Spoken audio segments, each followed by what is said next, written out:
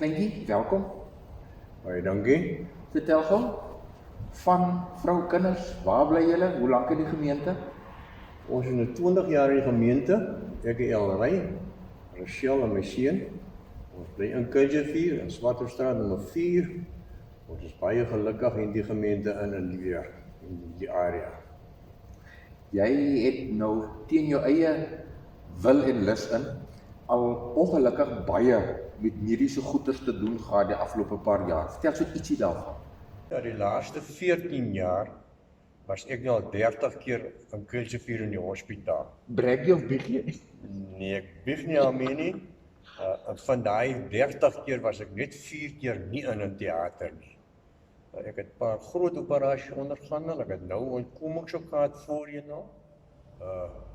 Maar elke slag as ek daardeur, ek het elke slag nie gevra, maar hoekom gebeur dit met my nie? Ek het nie met opstand gekom aan die Here nie. Ek het elke slag net tot hom gebid en gevra, my vertroue in hom toe vertrou. En ek elke slag my daar deurgedra. Maar mens moet nie vergeet, na jou deurgebring het, om hom te dank daarvoor nie. Jy het nou onlangs 'n uitsonderlike belewenis en ervaring gehad rondom 'n tyd wat jy nou weer siek was en in die hospitaal was sonder dat jy onder die invloed van medikasie was. Vertel van hierdie besonderse ervaring of ervarings wat jy gehad het.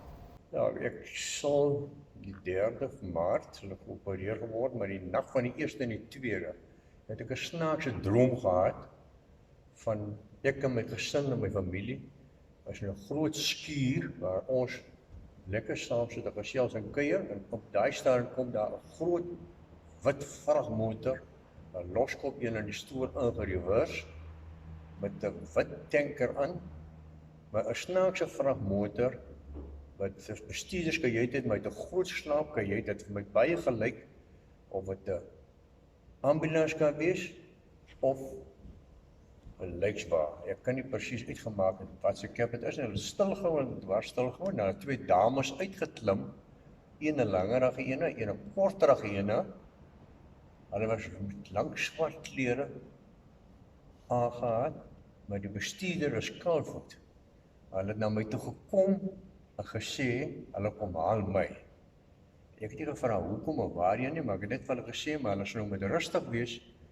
Ek is nou eers hier met my gesin en my familie gesels ons. Dit is maar is 'n probleem nie, hulle gaan daar langs die vragmotor lê, hulle sal tyd daar rus. En na 'n tyd het ek opgestaan en na hulle toe gegaan en gesê hulle kan maar ry. Ek het besluit ek gaan nie saam nie. Ek het nie vir hulle gevra waarna toe gaan ons nie, en hulle is daar weg. En ek het wakker geword, en die droom het my vreeslik snaaks gewees. Ek kan nie uitgemaak het wat dit bedoeling daarmee is nie. Is dit 'n manier wat die Here my kom koets saam met vreemdelinge om saam met hulle gaan na die mooi vrou op die breë paaie? Ek kan nog nie vir my die antwoord daarvoor gekry het nie. Want ek besluit ek gaan nie saam nie. En toe nou daarna, Toe is ek nog geopereer daarna, die Woensdag, as ek geopereer, maar uiteindelik die Woensdagoggend het hulle my ingespuit dat ek moet beswyming gaan, dat jy moet weet wat gebeur voor jou in die teater nie, maar die inspuiting het geen uitwerking op my gehad nie. Ek het in die teater gekom en die adviseur het vir hulle gevra, maar julle my ingespuit, toe sê hulle ja, toe sê ook ja, hulle het my ingespuit. Ek het opgestaan van my saalbed af, self op die operasieteatertafel gaan lê. As aanskou wat hulle met my doen, al die masjiene wat daar om my is, al die pype goed. Ek het my net gekwetiseer, gevra daar wat hulle gaan doen. Hulle als gesê waarom hulle besig is. Ek het my kardioloog daar gesien en ek het my chirurg daar gesien en nog waar hulle gegroet. Op 'n stadium net gevoel dit brand en ek was weg gewees. En na die operasie as ek weer terug na die ICU saal. En daar het iets redelijk verkeerd gegaan. Die mijn dokter het my die chirurg het my vrou gebel en gesê die operasie was 'n groot sukses. Maar ek het 'n hartstilstand gehad. Dit gaan baie swak. Ek het baie kritiek en sy het gevra of sy moet inkom. Toe sê nee, ek dink dit is nodig nie. Ek is natuurlik nog nie bewus daarvan gewees, want ek is nou nie, dit is wat hulle my agterna vertel het nou maar. Ek reken op daai stadium het die chirurg gesê, dit is nie nodig inkom. Ek dink dit op daai stadium was dit te laat gewees.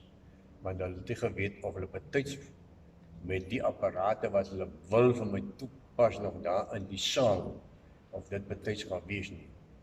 So 3 kwartier daarna die weer vir gebel en gesê, hier is 'n hartklopping. Die dokter, die kardioloog het 'n ballon opgestuur in die hoofslagaar en hom gepomp dat die hart kan stilstaan, dat hy kan bloed maak, dat hy kan nog 'n bietjie suurstof kom.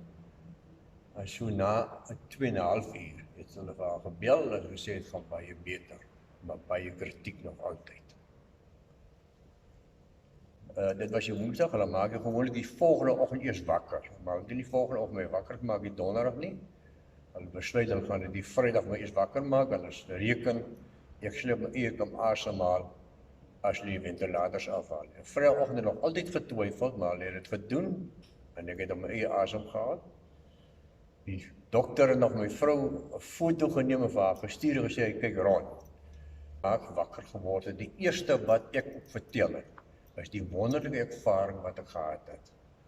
Ek het die ervaring gehad, jy kan nie sê dit is 'n droom of iets nie. Dit is 'n werklike ervaring wat ek gehad het, wat ek opgevaar het na die hemel toe, tot by die hemelpoorte gekom het.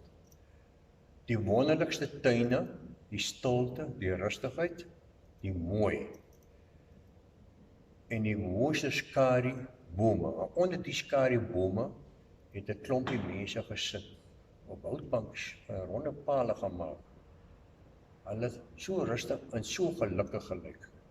Maar tussen my en hulle is 'n waterstroom met die mooiste varings, die mooiste lelies, die mooiste waterplante met 'n houtbrug oor. Nou ek het tot gestaan by die houtbruggie en ek wil graag oorgestap het na die ander kant.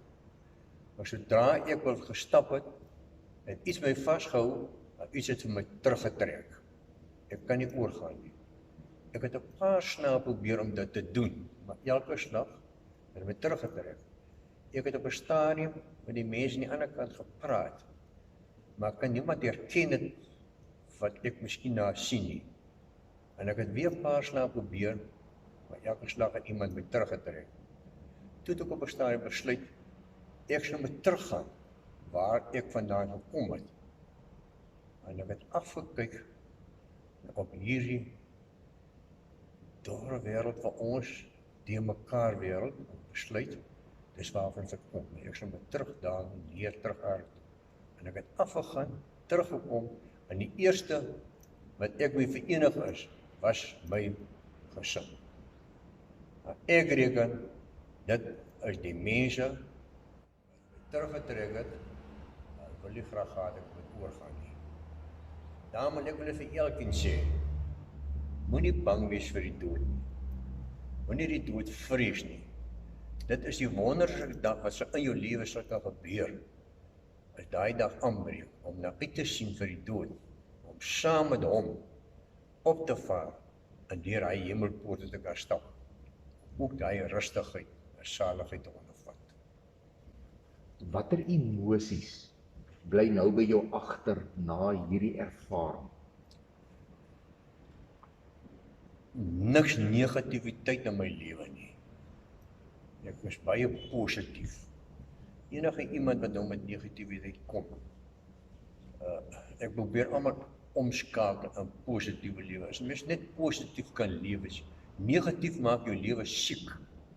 En as jy kan positief lewe, is dit 'n wonderlike lewe wat jy kan nou ervaar. Dit het my baie na aan my gesin opgebring nou. Dis nie dat daar probleme was nie, ons is baie na mekaar, maar nog meer regter. as wat ons was voorheen.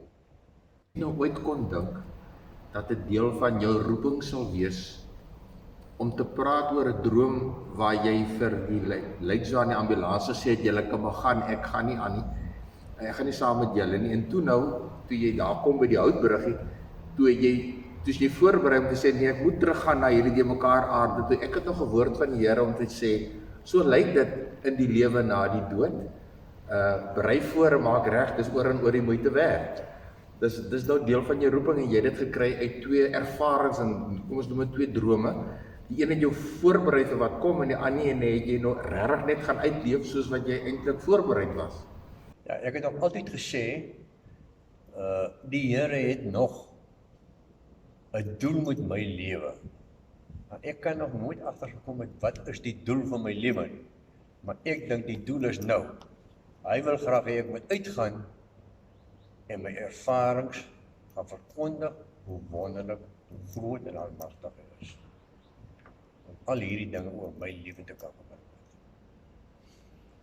Kleintjie, ek is opgewonde en positief oor wat jy deel. En ek sal graag saam met jou wil bid vir almal wat ook twyfel vra het, onsekerheid het, angs en vrees het oor die lewe na die dood en wat eintlik moet leer om die Here te vertrou want hy weet plek en tyd.